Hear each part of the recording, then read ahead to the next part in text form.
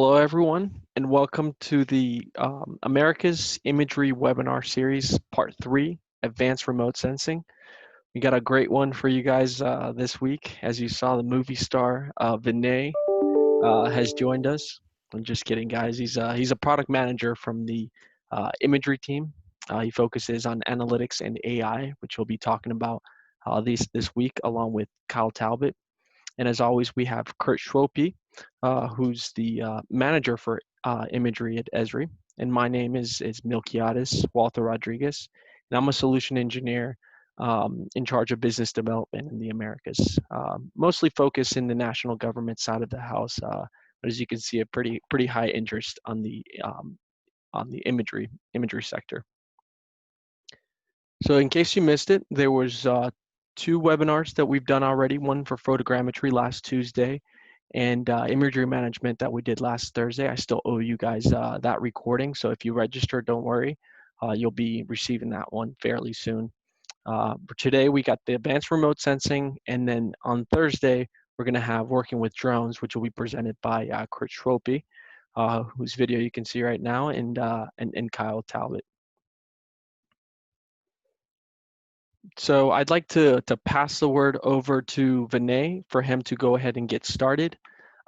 As we're changing screens, I just want to remind you that that there is a survey I'd like for you guys to fill out at the back end. You guys have done a wonderful job of filling out that survey.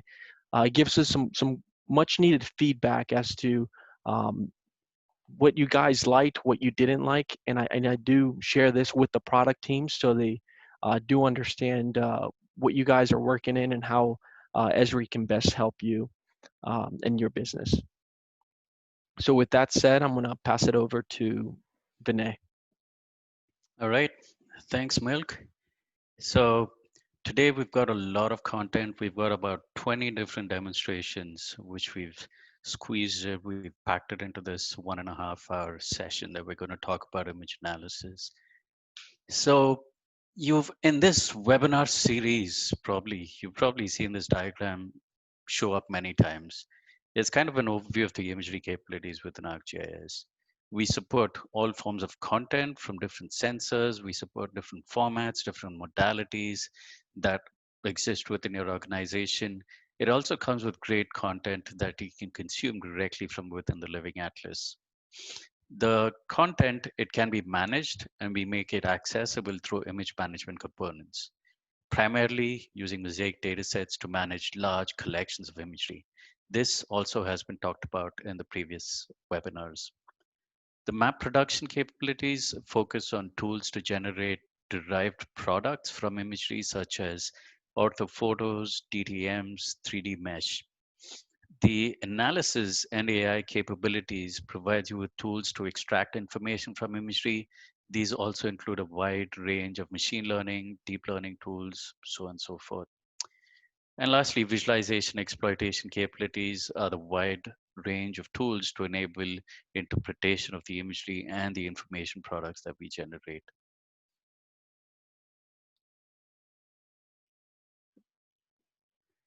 So our focus today is going to be on image analysis. Image analysis is really about extracting meaningful information from imagery. This right here, the spectrum that you're seeing, is a laundry list of some of the key imagery analytical capabilities within ArcGIS. It ranges all the way from feature extraction using machine learning, deep learning. We can perform multidimensional analysis, change detection on image cubes, to tools to really perform advanced spectral analysis on different types of data. And if you look at this slide, you can see there are pieces to perform not just image analysis, but there's also raster analysis, like distance modeling, suitability analysis, hydrological modeling, and so on. Now, all of these products are accessible using our flagship desktop product, using ArcGIS Pro. Then the advanced capabilities are accessible through the image analyst extension and the spatial analyst extension. And if you really want to scale out your processing, you can use image server to distribute, scale, and optimize your processing to create information products. Now, with this quick introduction, I'll hand it over to Kyle, who'll talk a little bit about raster functions. He'll give you an introduction to the image analyst extension and as well, and he's got a series of demonstrations that he'll be covering. Kyle? I believe I have to stop sharing. Yep. Okay. Okay, here we go. Do we see my screen? Yep, you're good to go. Yep. Cool. All right, yeah, so I'm going to give you start off with an introduction of working with raster doing advanced remote sensing techniques within ArcGIS Pro. To begin, I want to start off by introducing the concept of raster functions. For those of you not as aware of, not as familiar with ArcGIS Pro, those who've been working in desktop, you've been aware of, you're probably aware of the geoprocessing tools that we have, as well as some of the raster geoprocessing tools that have been available in ArcMap over the years. Raster functions are a little bit different. So what they do is they're operations that will apply processing directly to the pixels on the imagery and raster data sets. And that's different from geoprocessing, which will write out a whole new raster to a disk. So the analysis will be done on the fly, and that makes it very, very fast, which is very helpful when you're working with large raster data sets. You just get the calculations on the pixels as you need them. And now through various different extensions, there are over 125 different raster functions available in ArcGIS Pro. You get some of those straight with a standard ArcGIS Pro license, some initial correction, conversion, statistics tools, etc., that you can work with, including the Python raster functions, which enable you to work with these raster functions in our ArcPy environments. And then through other different extensions, including the image analyst extension, you get additional raster functions, some such as some additional statistics, math tools, as well as classification. And then with the spatial analyst extension, you also get many of those additional raster functions, as well as some advanced tools such as distance modeling, hydrology, viewshed analysis, etc. So we won't have time to show all of the raster functions here, but a lot of the functions are workflow centric. So here are some of the examples of some advanced workflows that we won't have time to show today. Again, some of the distance functioning, which will help you determine things like cost path analysis or cross-country mobility, and they'll derive these outputs and calculations from elevation models. You can also do things like spatial functions that let you calculate band maximums between various images and scenes. And then we also provide raster functions for multidimensional analysis. We'll dive into this a little bit later on in the webinar, but these are data sets that contain multiple layers of raster information. So these tools can be used to do things like predict sea surface temperature, analyzing those trends over time, and even change detection and analysis. So let's show you some examples of raster functions. Before we do that, I also do want to introduce to you the concept of raster products. So to start, what is a raster product? Well, a raster product is a you can get various images and rasters in raw formats. Raster products are completed formats which combine the metadata to allow you to work with it as a completed product and input various calculations and functions as a completed product. So I'm going to add some Landsat imagery. As you can see here in this folder, I have one. You can see I have all of these raster data sets. This is all over the same area, over the same capture. And what you're seeing here is, with each of these data sets, one individual band of the Landsat image. There are about 11 different bands. And so we can work with the raw imagery in Pro. I can drag and drop in a layer, one of the bands, band 5 here, and it displays, but it's raw imagery, right? It's just a single layer. So I can go to the image information, and I can scroll over each pixel, and it'll give me the spectral reading. But again, it's just that one band, right? So instead, I want to work with the full raster data set, the raster product. I'm sorry. And so when we bring that in, that incorporates all of the different 11 bands associated with the image. Very quickly, I'm just going to mask the background of the said image. And so with this, it gives us, when we roll over with the image information tab, we now see all of the band information. We can extract all of that information at any given time when we run our analysis. It will also come with, depending on the format of the data that you get it in, it will often come with various different calculations, band combinations out of the box. So Landsat will let you switch between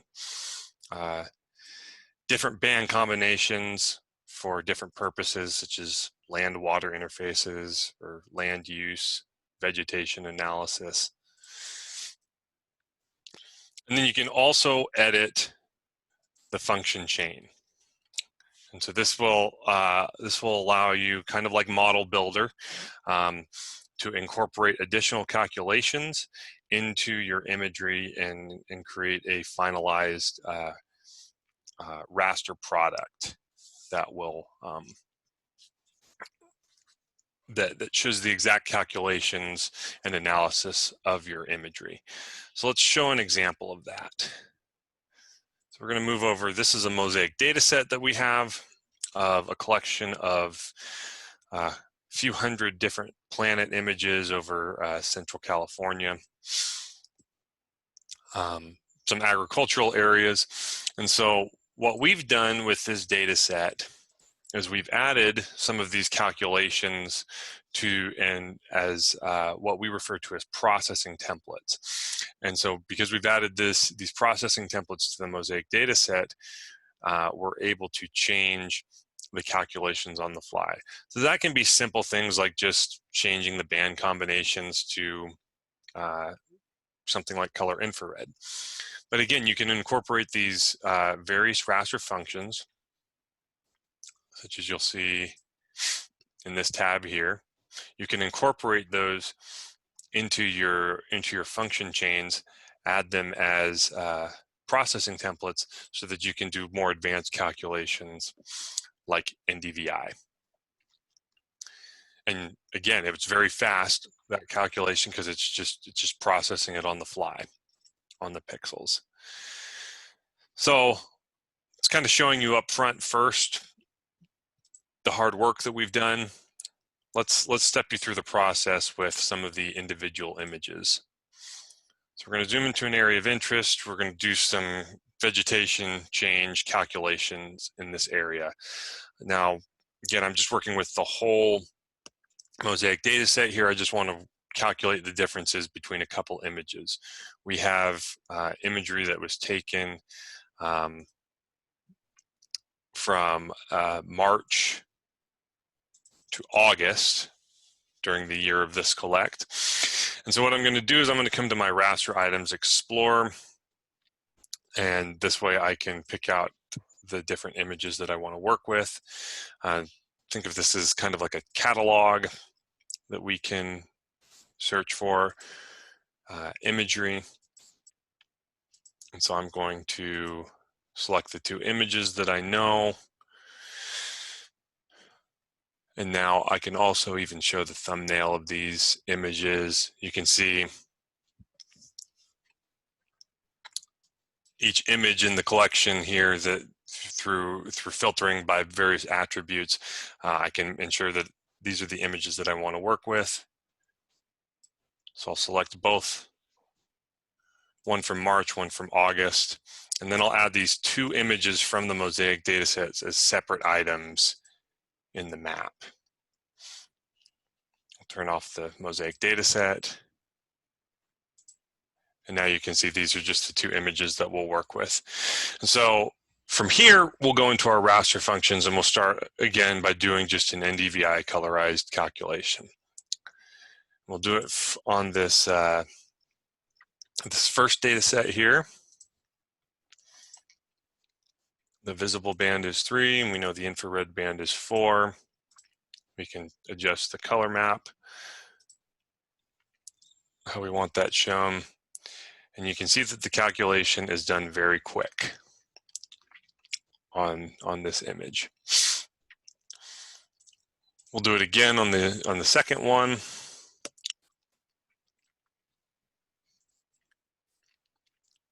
Again, this can be done very quickly because we're not writing out any new raster information here. We're just processing the pixels on the fly with these raster functions. And if we use our swipe tool, now you can see there has been a change in NDVI from between the certain months. So now what we want to do is we want to have a raster that will just show the overall difference between these two images. We don't want to have to swipe back and forth. So I'm going to use a different raster function. This one's the calculator function. We'll input different variables here.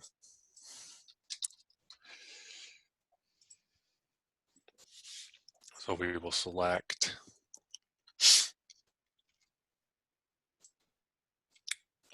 we need to do this one. And so if we do our subtraction, T1 minus T2, in our calculator function, create a new layer. It now adds that additional raster into the map. And actually, I'm going to go back. I did get the variables incorrect. T1. So we'll just do this again very quickly.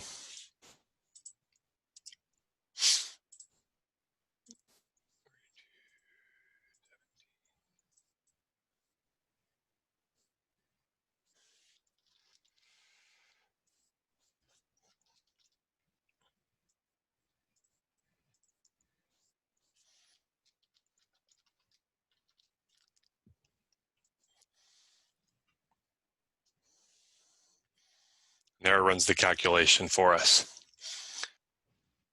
Final thing that I want to do is use the composite bands function. And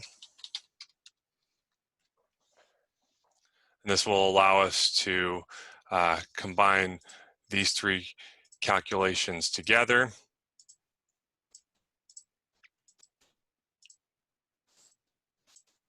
To show this in a colorized format.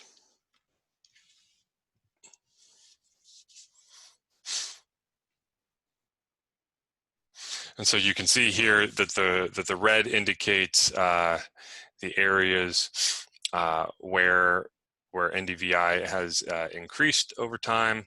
The blue areas is where these blue areas is where it has decreased. And so what we can do with this this raster function here, you know, we've gone through the manual process of working with these. I also have the ability to save all of these steps together as a raster function chain. And then we can incorporate these as custom tools, custom workflows, so that I can just simply input the first two images, and then have this function run as a single tool. So pretty powerful stuff that you're able to do with ArcGIS Pro, and you're able to do it very quickly. So I'm going to jump back into my PowerPoint, and we'll continue on. So that was an introduction of some of the things you can do with Pro straight out of the box. We did mention earlier that there are various extensions that you can use to enhance your analysis capabilities in Pro. One of those we introduced a couple of years ago called the Image Analyst extension. The Image Analyst extension provides various different capabilities. Not only does it provide advanced functionality and advanced tools for raster analysis, providing tools such as image classification, the ability to edit pixels on the fly, as well as some deep learning tools, all things that we're going to be able to see and visualize later on. But it also lets you incorporate imagery that has traditionally been difficult to incorporate into GIS, such as oblique imagery, stereo imagery, and motion imagery as well. So we'll jump in, we'll show you some of these. Again, we provide the tools needed for all classification workflows, both supervised and unsupervised classification. And these can be object-based or pixel-based workflows. For those who are very familiar with classification, those tools are available as individual raster functions that you can work with. For those who aren't as familiar with the process, we also provide a wizard that kind of helps guide you through the process, takes you through the appropriate steps to get results. So I'm going to actually combine that, a presentation of that, along with our pixel editor, which, as I stated earlier, allows you to manipulate pixels on the fly for easy analysis. So this is a neighborhood in Kentucky, I believe just outside of Colorado. And so with this, what we want to do is we want to identify all of the impervious surfaces, all of the surfaces that deflect rain. And so one of the things, so we ran a classification workflow to identify different types of land cover. So first we adjusted the band combinations to bring out that near infrared band, made sure that was shining. And then the first thing that we did with our classification tools is we ran this segmentation tool. And what this does is it groups neighboring pixels together based on similar spectral readings next to each other. So you can see it did a pretty good job segmenting those different types of images close together. And then from there, we use a training samples manager to identify various different land cover types. So we would manually go through and identify what was a roof, what was grass, what was street, what was water, what was a shadow, etc. When we had enough samples that we felt confident that the classify tool could recognize various different land cover types, we ran that classify tool. And this is what we got. And so we were able to, and with the legend on the side, we're able to identify what's water, shadows, grass. Most importantly, we were able to identify what the impervious surfaces were: rooftops, roads, driveways, sidewalks, etc. And using GIS, we're able to combine all of these raster layers into a single image, and then we can combine them with other GIS data layers. In this case, we combined it with parcel information so that we could identify which parcels of land had the most impervious impervious surfaces, so that governments could use that to identify which parcels were had the most runoff associated with them. Now, one of the things, going back to the classified tools, we'll actually come down here.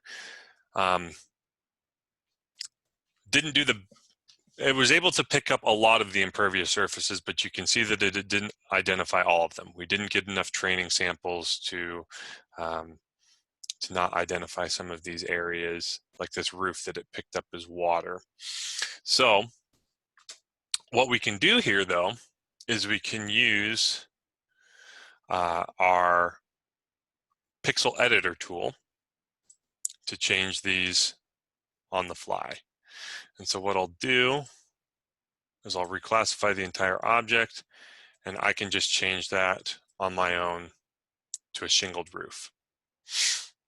So this is really handy for cleaning up classification tools or classification workflows, especially if you're wanting to remove things like some of these shadows, and just identify them as trees.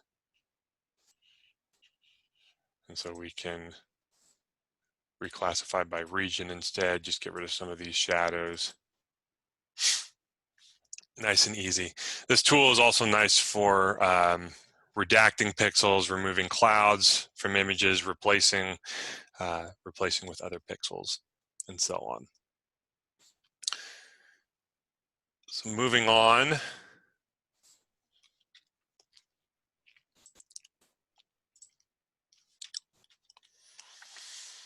I actually want to give you a demo here of what we refer to as image coordinate space and mensuration. So with highly oblique imagery that's not been taken from nadir at an angle, in the past has been very difficult to incorporate into your GIS because it will adjust it. It will geocorrect where the imagery shows in a north is up perspective. And so when it's taken at an angle, you can see like buildings and such. This is along the coast of Rio de Janeiro. Buildings are placed on their sides. This mountain, if we turn on our swipe tool here, it's crumbling into the ocean. Doesn't match up with the shoreline. And again, it's because it's a very highly oblique image. However, with the image analyst extension and we have the ability to make this a focusable image and transfer it into image coordinate space. And so now we see the image from the perspective of the sensor. Now the buildings, the mountains, everything appears as it's supposed to. And this will make it very easy for measuring various different contents. If we come to our mensuration tools, these are highly accurate measurement tools based off of the metadata of the imagery. So now we can get an accurate measurement on the height of these buildings, etc. This will also make it much easier if we move back into map space and we switch over here to this airport. With this airport, you can see that we're trying to capture information through different point and polygon features. Viewing this information from image coordinate space makes it much easier to capture information about the rooftops and the locations much more accurately. And then switching it back into map mode, all of the geography associated with these with the observation captures will display appropriately in the map as well. So we'll keep pressing onward. Sorry, I am displaying. Another highlight is of the image analyst extension is full motion video, sometimes referred to as motion imagery. So what this does is it allows you to incorporate video that has the correct metadata for geographic display. This is something that we refer to as MISB compliance, MISB. And what this information includes is things like your field of view, your sensor location and pitch, etc. And so what it will do is it will allow you to display your field of view and sensor location within your maps and your 3D scenes. And it provides a video player to play alongside of that. So these can be live streams of video. They can be local archived videos that exist as well. So we'll show a demonstration of that quickly.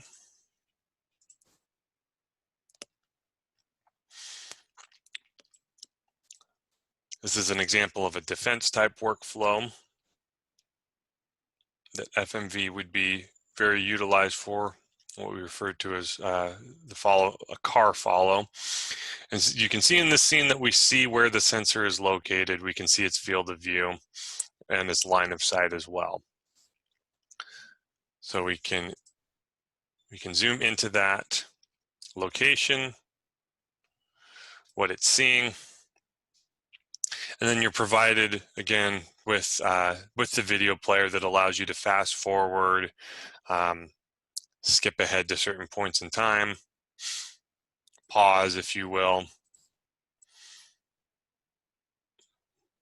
jump back, and we can even have this follow the video on its own.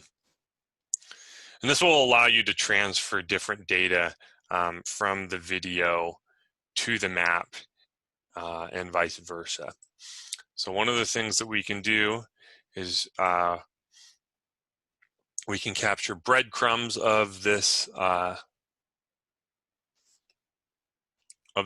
car to show where it's gone.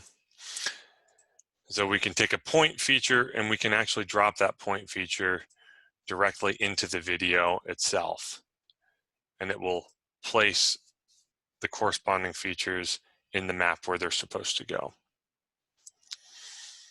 We can also take frame snapshots.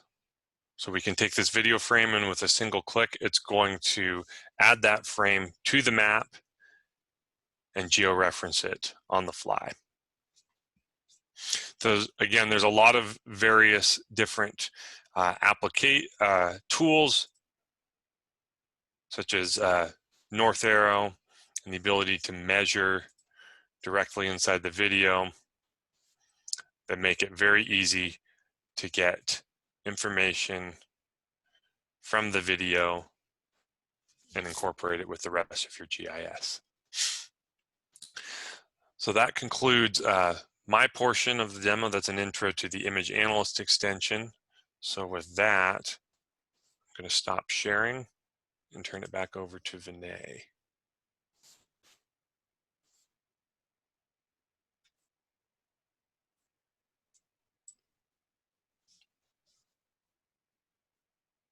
You guys can see my screen? Yep. Right.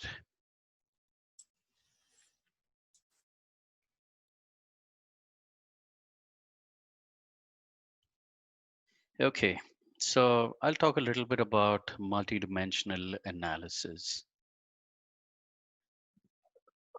So before I dive in, I wanted to provide some kind of context to why multidimensional data is important, or rather, why should you spend the next 10 minutes listening to me?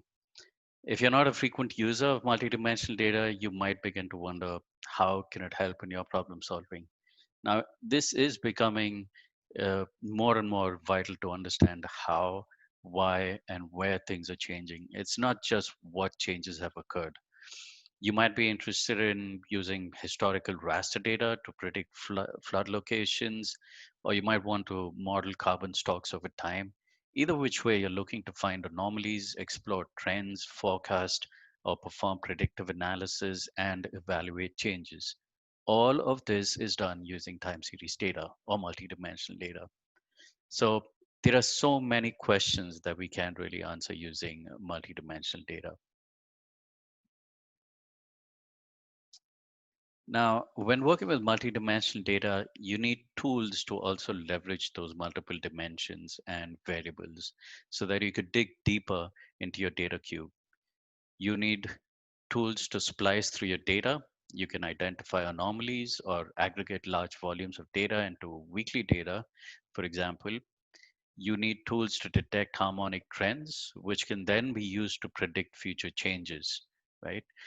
And then you need tools to perform time series change detection. These are just some of the analysis tools that we will be going over in a bit. Now, all of these tools are accessible across ArcGIS Pro. It's accessible in the map viewer, and you can scale out all of your processing using ArcGIS Image Server as well. I'll show you a couple demonstrations where I'm going to be using our APIs, the Python API, and I'll use ArcPy to automate tasks. And it's also useful for developers, when you want to build customized applications.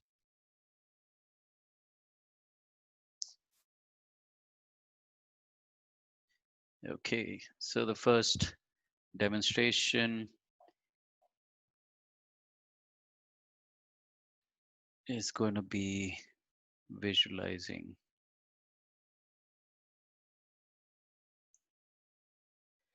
Okay, so step one is I've got multidimensional data. How do I bring it into the application? How do I bring it into ArcGIS Pro? It's easy. You get into a map, add data, just like how you normally pull in any kind of data sets. But in this case, you can pick multidimensional raster layer, which is a specific type of data set.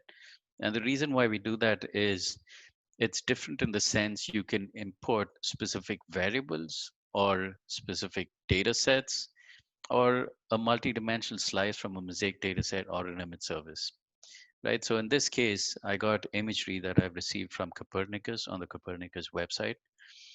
You can pull down the data set and say, I want to pull down the sea surface temperature data set or the total precipitation. And in some cases, there are over 50 different variables. So you can select the variables that you need, pull it in as a multi-dimensional raster, or in this case, we'll pull it in as a multi-dimensional multivariate raster. Now, what happens when you do that is it loads it as a container.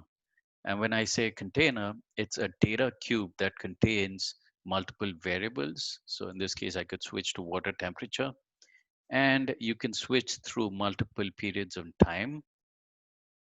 And lastly, you can easily go through different depths. So you see, in a matter of clicks, I've sliced and diced my data set going through different variables, a dimension of time and a dimension of depth. So this is simple exploration of imagery or multidimensional data directly within ArcGIS Pro. You can take this a step further, and this is pretty slick, the next demonstration. You guys have probably heard of voxels. The voxel layer is something we've introduced in ArcGIS Pro 2.6. This is another neat way to visualize and slice out your multidimensional data within Pro. So this data, this is the ecological marine units data, and the data is subsurface. In the next click, you'll understand what I mean by that. So here we can go through multiple surfaces. You can see the complete data stack right in here. Now, there are different things you could do. You can visualize it this way. You can change the lighting effects, right? And in this case, this data set, we have a boatload of variables. You can pick any variable that you want to work with. In this case, it's the apparent oxygen utilization. And then you have additional capabilities such as you can filter certain values that you want, right? So in this case, I picked out certain values that I want, and based off of specific control points, you can even apply transparency to your data. So you have complete control over your transparency settings as well. Now, in addition to that, you can create multiple surfaces. So for instance, here's an ISO surface. I'll bring up the symbology for that. And likewise here as well, you have the ability to slice through multiple or work through multiple slices. You can control the transparency. And here I want to section my data. I can work through my data as well. So this is just simple ways. There's vertical exaggeration as well that you can use to visualize your data more intuitively. So these were just two simple ways to quickly visualize your data in 2D and 3D, your multidimensional data in both 2D and 3D. Next, I'll dive into analysis. And here what I'm going to do is I'm working on predicting coral bleaching uh, using sea surface temperature data. So here you're looking at sea surface temperature data, and the data, what I'm going to do is predict sea surface temperature out to 2030 and explore how this can affect marine species. This this imagery is an image cube that has 2000 weekly slices of sea surface temperature data that's collected over the past 30 years.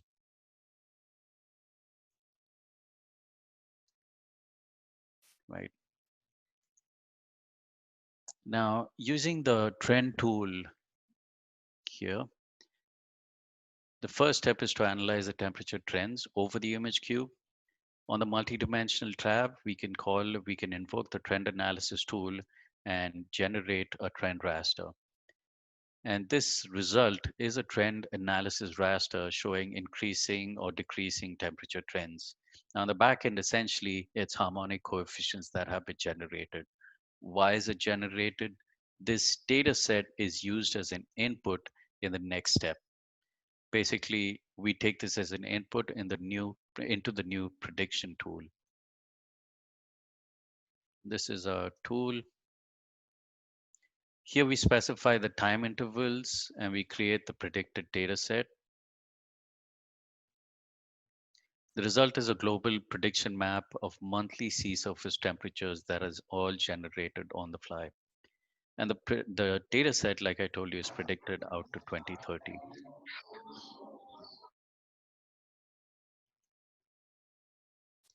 And now that we have a predicted data set, we can create a temperate profile, right? You can explore regions, you can explore ecosystems that will be affected by these future temperature increases. For example, here you see a graph. I've picked a point off of the Pacific coast of Mexico. You, you can see a cyclical temperature pattern, and this is primarily due to seasonality. However, if you look at the red line in here, this shows, it clearly shows over time by 2030, there's an increasing trend in temperature. So by the year 2030, you'll see an increase in temperature up to a degree or 2 degrees. Now, this might seem small, but it makes a big difference to different marine ecosystems. We can take this predictive analysis one step further, and with a series of geoprocessing tools, you can create a time series risk map to visualize areas that are experiencing prolonged heat stress. So this is, we're going to get everything all the way up to 2030, and you can see the time slider as well. Here's 2023 May, and here's data September of 2023. And likewise, you can, step through different time steps and visualize the data. Here you can see the Gulf of Mexico, extended periods of prolonged heat stress in July of 2028. This can intensify weather activity and it can affect marine life within this region. Here's another scenario. This is the Coral Triangle, and in August of 2028, we can predict There's going to be severe heat stress, which can lead to bleaching of coral reefs. The applications, as I've just shown you two quick examples. So the applications for this type of predictive analysis is really endless. Depends on the types of data sets that you're consuming, the types of data sets that you're working with. The applications are really endless. All of these workflows, you can do them even directly from within notebooks. And here, what I've done is once I've extracted all of those features, I've just drawn it on top of, um, and I've ingested the points directly with an operations dashboard. I've enriched coral reef station points, and it can be presented in an interactive configurable dashboard just like this, right? Where we can predict the activity into the future by just picking any given date. So for instance, in this case, I have June 2020. We could hit the drop down and pick any date that is of interest. Now I'll show you another example, and this time we'll use the ArcGIS API for Python.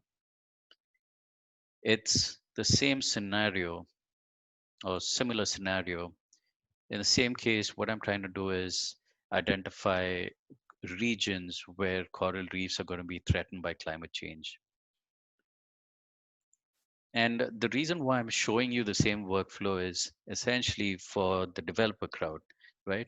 We have developers who are trying to build web applications or developers who are trying to automate tasks or put together notebooks. Here's a typical example. You can put this together using ArcGIS notebooks, simply using Python API. So first step, bleaching is tied to ocean temperatures. So I'm using the Living Atlas data set, the sea surface temperature data from the Living Atlas. And like I told you, it's a cube that contains multiple slices of imagery, right? And in this case, it's about 4,000 slices of imagery.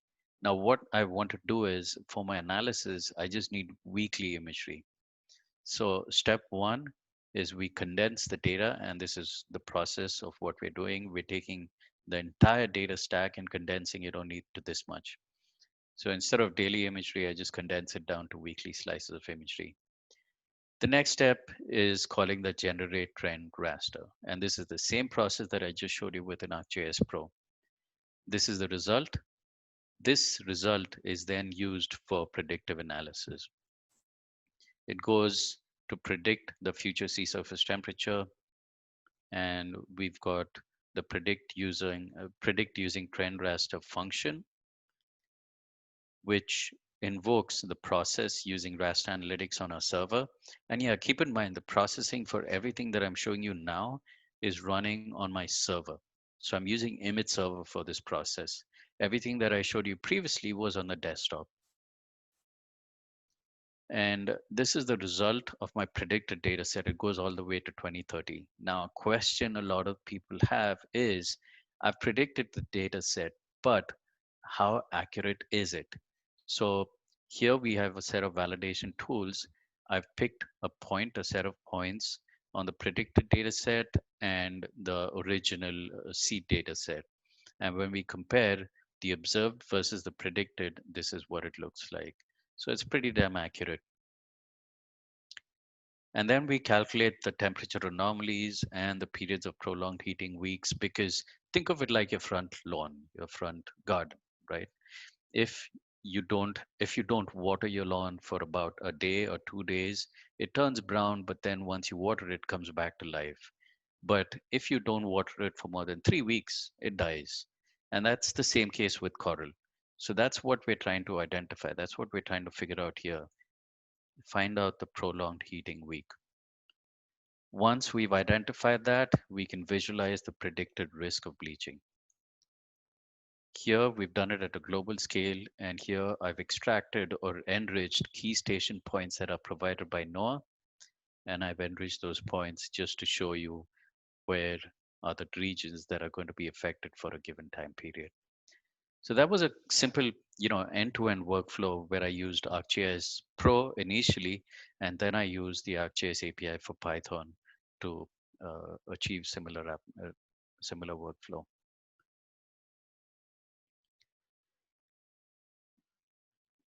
Okay, so the next demonstrations that I want to show you is using ArcPy for raster analysis. And scientists essentially they use satellite data to calculate time series NDVI data, and this is used to extract phenological metrics for entire crop growing season. So this is the arcpy.ia module that we've introduced. It's been a couple releases actually. This is just a graphical representation of what the workflow looks like. We have Landsat data that exists on the Landsat PDS bucket, pull it into the Mosaic data set, create a raster collection, and all of this is done using ArcPy. Filter out our data set, pre-process NDVI, and do a curve fitting. So step one is creating your raster collection. We create a raster collection object. This is my Mosaic dataset location. You can filter based on location, time, and extent. And out of the total collection of about 5,000 rasters, based on my filtered rasters, we've come down to about 400 images. You can visualize the table. This gives you an idea of the metadata if you want to look at the metadata. And then you can visualize the rasters as well. So in this case, I've locked to a specific raster and I can see what the raster looks like. And then I can apply a series of raster functions. So in this case, I'm calling the mask function. I'm using the quality band from the Landsat scenes. And essentially, I've written a custom algorithm so that I can mask out clouds because that is critical when you're working with time series data. Your data has to be analytic ready. So I've masked out clouds in this case. Next is we call the NDVI function. All of our raster functions are accessible as methods and functions within the ArcPy API. This is what the result looks like. And then we pass a point or a location. In this case, it could be interactive, or in this case, I've given a specific point. And then we can visualize the temporal profile of the NDVI values.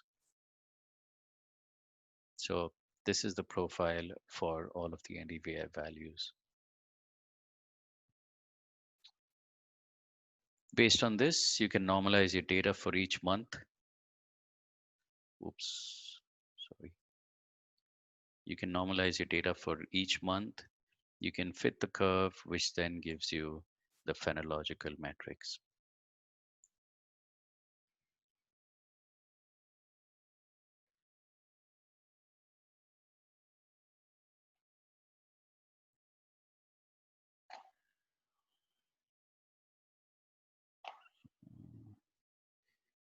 Okay, so additional scenarios. Um, those were that was just one example that I covered today. Where I talked about prediction. I'll be talking about change in a bit. Then there's trends as well. There are several more cases which we obviously don't have the time to go over completely right now. This slide just lists some of those other scenarios that we worked on. Top left, using NASA's atmospheric science data, we were able to predict future energy resources. Then next, using multidimensional winds data set, we can use that to predict future weather phenomena using the predictive tools that I just showed you. A multidimensional data set with temperature and precipitation, soil moisture can be used in agricultural applications. It's used for determining suitable locations and time periods to grow specific types of crops. Then you can use multidimensional analysis tools to see how ice concentration has changed in the Arctic. We use data from the National Snow and Ice Data Center to map the trend in sea ice concentration over the past 30 years. We found that trends and anomalies vary widely depending on location, but that overall, most locations in the Arctic are experiencing sea ice loss over time. And likewise, there's plant hardiness zones, there's pollution regulation that you can do, urbanization, understanding urbanization a little better. So here, what I was trying to, highlight is it's not just working with sea surface temperature or science or scientific data. You can use this for a variety of purposes to perform predictive analysis using commercial satellite imagery. The next, oops.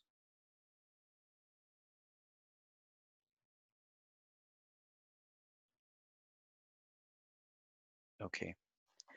So we've done some work in change detection as well, change detection on time series data.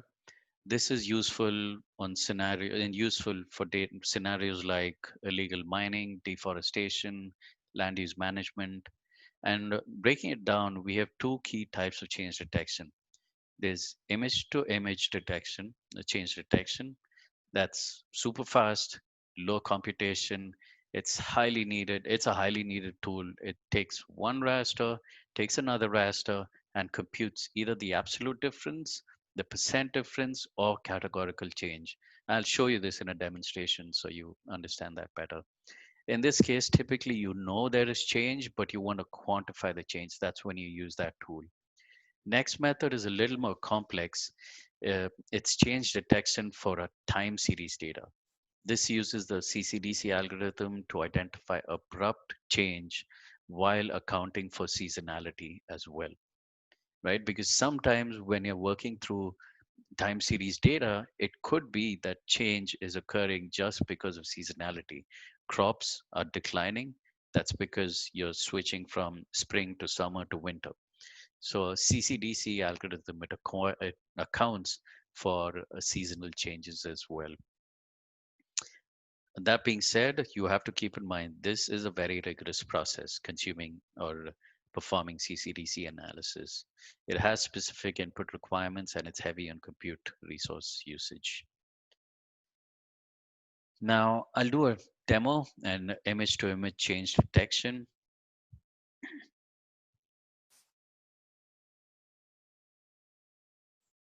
Okay, so here what you're looking at is land cover data set, which I've pulled in from the Living Atlas. This is freely accessible land cover data set that goes all the way from 2000 to 2016, I believe. So this is the 2016 data, and you see we have a few classes over here. This is a land cover data set. This is the new change detection tool. Here I can provide my raster 1 and my second raster, and I want to see categorical change.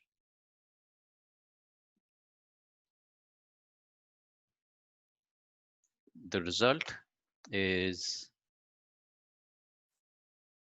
this. You'll see the legend is fairly long, right? Because this indicates all of the different class changes. It shows you all of the classes, what has it changed from and what has it changed to. So if I pull up the attribute table, you'll see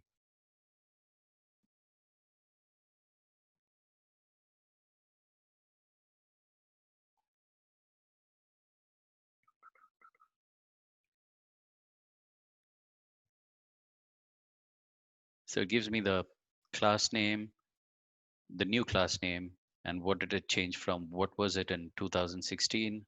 Sorry, 2001, and now what does it look like in 2016? Right now, this is fantastic information. It's really useful information, and it can be. The beauty is you can use it for a variety of purposes. I want to see urbanization, then I can reclassify my data, and I can check out only urbanization. In this scenario, I want to see where do we have water loss, and what's here I've zoomed into Lake Mead, and you'll see an interesting example of change in water bodies. This is what the water looked like in 2001, and in 2016, you've seen a lot of water that has been lost over here, decline in water bodies. Likewise, there's urban sprawl that can be detected. It's just a matter of remapping your classes into what exactly you want to extract or what exactly you want to look for.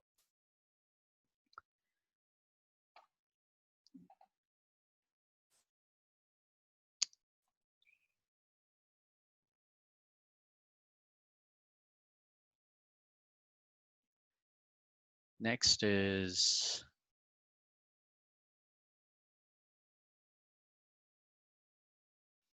all right. Now, a little more on a deep learning story within ArcGIS. We started off with integration with third-party frameworks a couple years ago. Now we have a tight end-to-end story. In Pro 2.6, more specifically, all existing tools have been enhanced. And as part of the Python API, we've added support for a whole bunch of models to support new tasks. Additionally, these new models now support a variety of new data types. So it's not just imagery, there's point cloud, bathymetric data, LiDAR, video oriented imagery, just to name a few.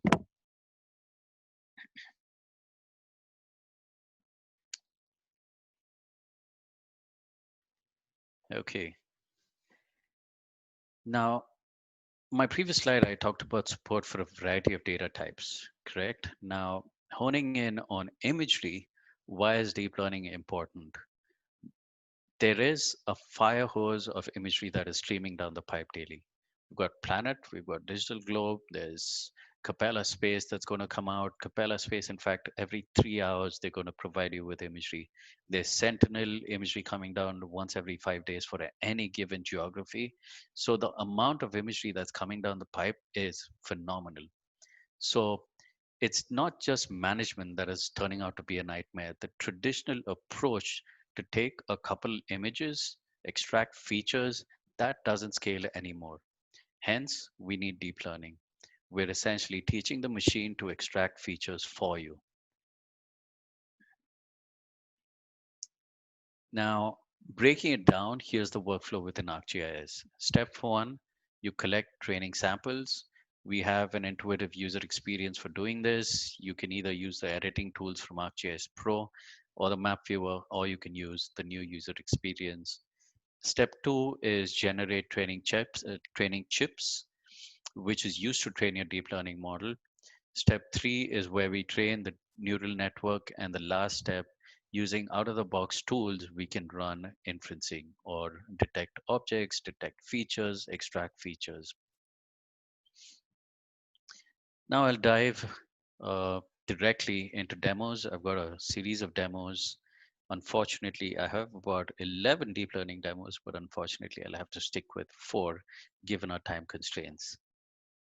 So this is one of the demonstrations which I typically show because it's a good end-to-end workflow.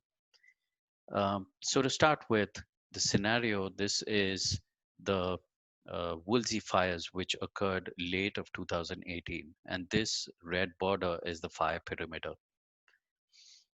What we want to do is identify buildings. We have about 10,000 different buildings within this location, and I want to identify or classify those images, those buildings as either damaged or undamaged. So step one is I need to capture a bunch of training samples. And to do that, we have, I can pick an image and go label objects for deep learning. And here we can go through the process of actually capturing training samples.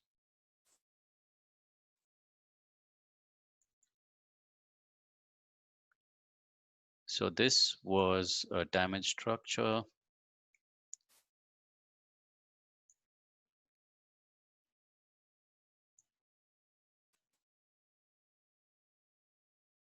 Here's another damaged structure.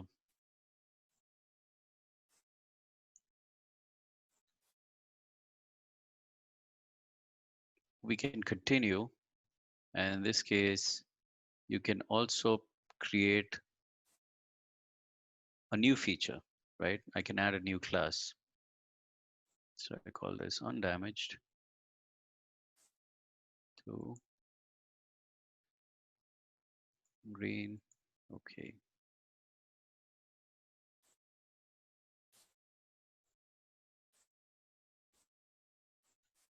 And this can go on, we can go on capturing training samples, and we need a good collection of training samples when you're trying to train a deep learning model. So in the interest of time, I've captured about 900 training samples out of the total total number of buildings that we need to classify. And let me just turn on the total number of buildings.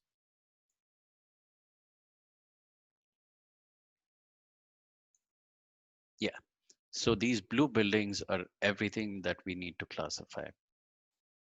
So now that we have our training samples, next step is you head over to the export training tool, specify a mask if needed.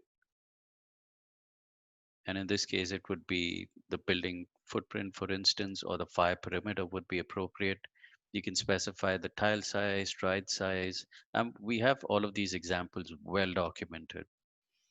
And there are a series of parameters. The metadata format varies on the type of problem that you're trying to solve.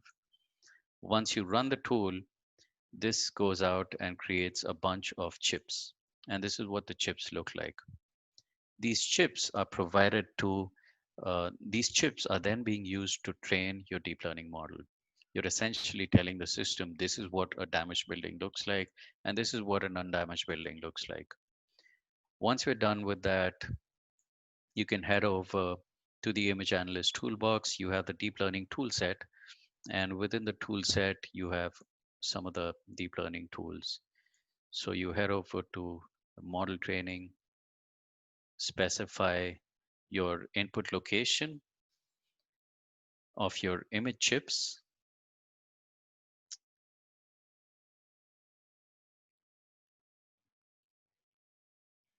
So this lets you specify the input location for your input chips. You can specify the model, the predefined model that you want to use to train your deep learning model. And there are advanced parameters which you can tweak. Now, it's not recommended, but if you're an advanced user, you would uh, uh, feel free to make those changes. Now, while this shows up, I'm not sure why is it taking so long, but while this shows up, I can show you some of the results. So essentially here I've zoomed out. Okay, the app is not going to respond till this pane responds.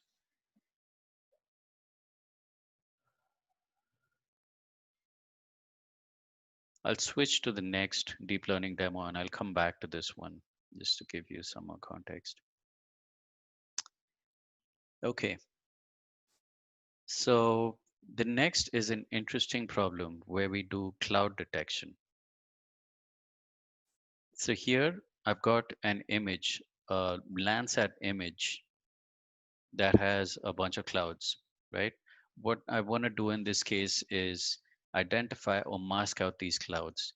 Now, a lot of data providers, they provide you with masks or a mask band, which can be used to hide clouds or to mask out clouds. But in this case, what we got is a mosaic image, right? So that's the Landsat training scene, in which case you don't have the mask. You don't have the ability to work with a mask. So using the capturing next step is I go ahead, I capture training samples and identify locations that are clouds. And this is what it looks like. Once we have this, we go through the same process of training a deep learning model. Hopefully that is done and I can show you that. Yeah.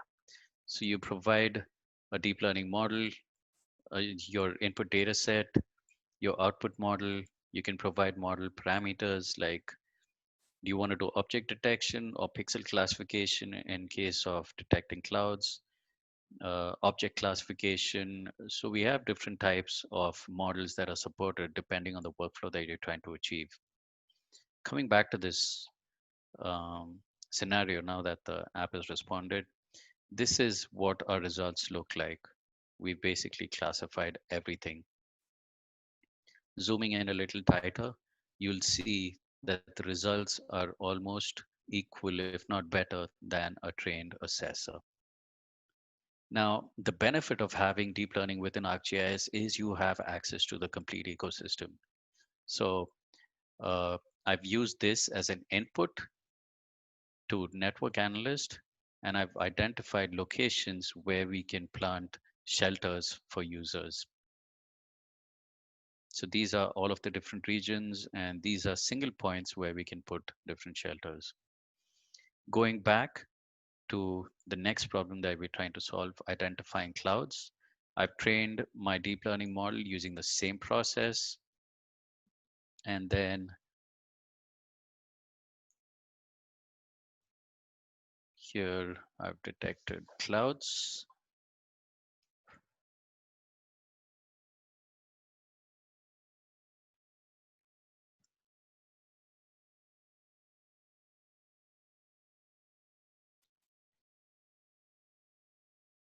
Some reason that's a little slow to respond.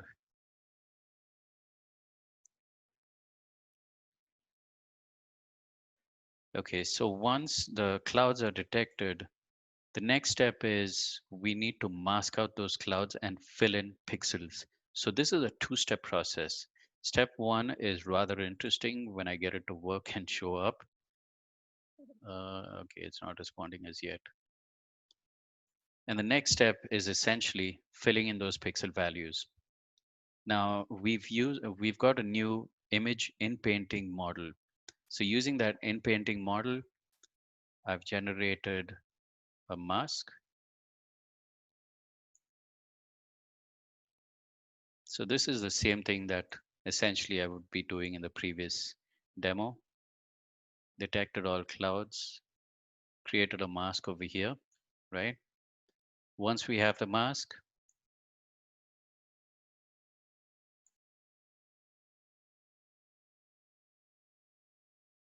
this is the image in painting model that is used.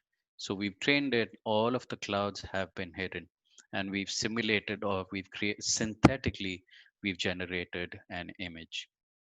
So that was urban area, and here's another location. And you can see that the system has done a fairly good job of masking all clouds all over the location, all over the region. And now I have my last deep learning demo. This is shipwrecks, and here what we're trying to do is, and what I'm trying to show is also, I'm not just working with multispectral imagery.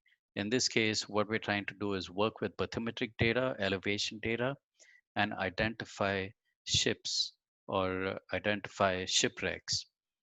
The location is Jamaica Bay, the New York area, and the uh, Hurricane Sandy is back in 2012. This region was affected by Hurricane Sandy, and what we're trying to do is identify locations where we have shipwrecks, because that could affect existing boats and ships when they're traveling through those regions. So again, it's the same process. I go through capturing training samples. This is my bathymetric data. I've captured a bunch of training samples, and we go through a notebook this time. I prepare the data. I train my deep learning model using my learning rate finder. I find the approximate learning rate. I call the model fit, and you can visualize the results and assess the accuracy. This was just about 29 different epochs. And now we rerun the process, train it further, and improve the results. And you'll see 69 epochs have been run, and the results are pretty good. After that, all that we have to do is call the model save, and then you can run inferencing using either ArcGIS Pro or you can use Enterprise. And here's one location where we have a bunch of live detections. This is automatically detected using the system. Now, how is this useful? This is NOAA's map.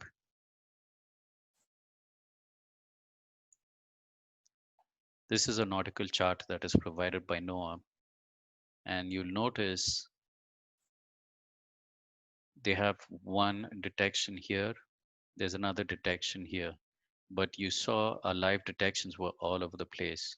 So what we did is once we generated that, we generated an updated shipwreck map. So that is a huge difference. You see those two there, but in addition to that, there's a whole collection of shipwrecks that have been identified.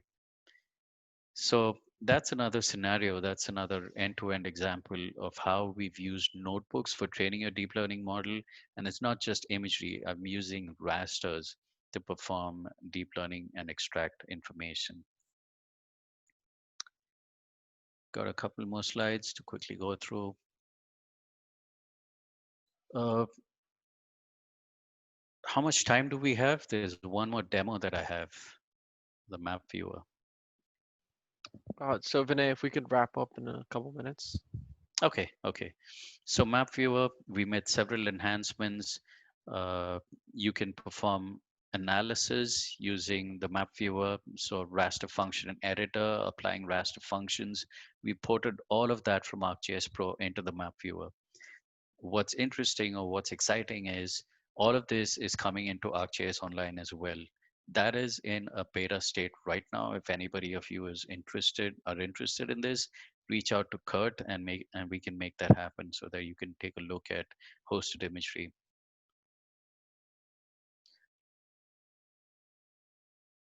Python libraries, I talked about this. I've shown you a few examples.